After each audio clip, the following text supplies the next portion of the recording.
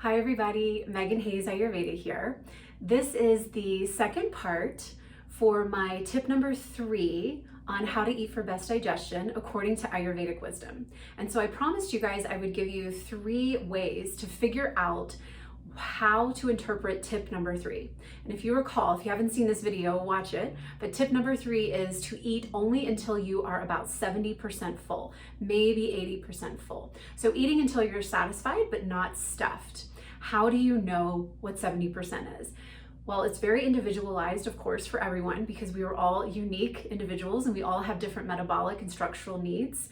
So Ayurveda says, and this is the first tip I'll give you of 3 to figure this out. Ayurveda says to cup your hands like this, and this is the amount of food that you want to eat in order to achieve that 70% full mark. Okay, so your cupped hands here. This is actually quite a bit of food. So if you're thinking cooked food, which Ayurveda recommends for most people because raw food is very hard for most people to digest, then cooked food like a soup, a stew, a curry, a stir fry, something like that is going to fit an ample amount of food in your cupped hands like this, okay? So some interpret this as volume. So again, if you are eating cooked food, then this makes a lot of sense.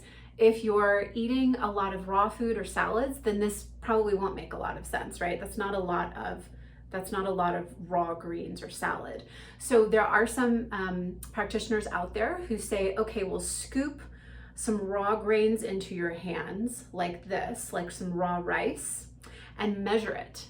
And that's the weight of your food according to how much fits in your hands that you'll want to eat. So if you're eating salad for most meals, then you're gonna want to eat a lot more.